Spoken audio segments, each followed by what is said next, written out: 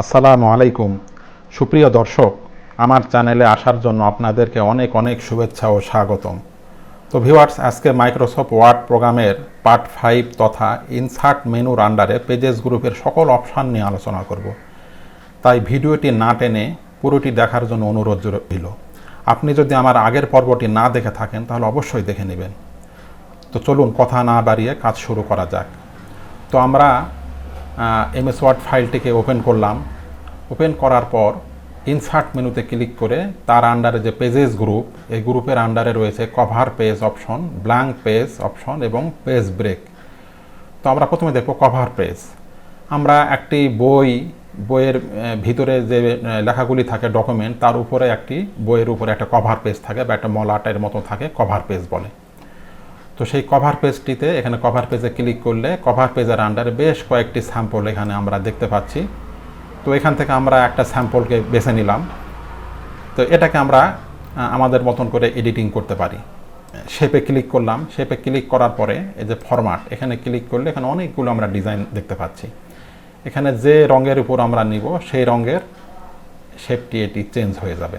এছাড়াও এই আইকনে ক্লিক করে এখান থেকে আমরা অনেকগুলো গ্রেডিয়েন্ট কালার দেখতে পাচ্ছি। এই কালারগুলির উপর নিলেও অনুরূপ কালার হয়ে যাবে। এছাড়াও আমরা যদি মনে করি যে কোনো শেপ ফিল থেকে আমরা এখান থেকে অন্য কালার দিব, এখান থেকে যে কালার আমাদের পছন্দ সেই কালারটিকে ক্লিক করলে সলিড কালার হয়ে যাবে। তারপরে আমরা চাইলে এই শেপটিকে একটা আউটলাইন দিতে পারি। পয়েরটা যদি আমরা আরেকটু মোটা করে দিতে চাই, এখানে ক্লিক করলেও আমাদের এই যে এখান থেকে একটি আমরা আউটলাইন পাচ্ছি। এভাবে করে উপরে নিচে আমরা দিতে পারি। এছাড়াও আমরা এই ডকুমেন্টের পেজে যে কোনো জায়গাতে আমরা লিখতে পারি, বা এখানে টাইটেলেও আমরা কিছু লিখে দিতে পারি। BOOK বুক লিখে দিতে পারি। বা এখানে সাব টাইটেল, এখানেও আমরা যদি আমরা যা চাই এখানে লিখে দিতে পারি। করে আমরা একটি কভার পেজ তৈরি করতে পারি। এরপরের অপশনটি হলো ব্ল্যাঙ্ক পেজ। ব্ল্যাঙ্ক পেজটা হচ্ছে ফাঁকা পেজ।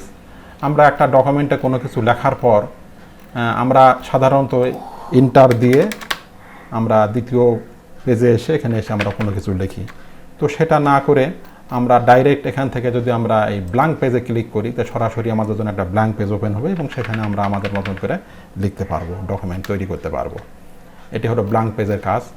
তারপরের অপশনটির নাম হলো পেজ ব্রেক। পেজ ব্রেকটা হচ্ছে আমরা একটা ডকুমেন্টে কিছু লিখলাম।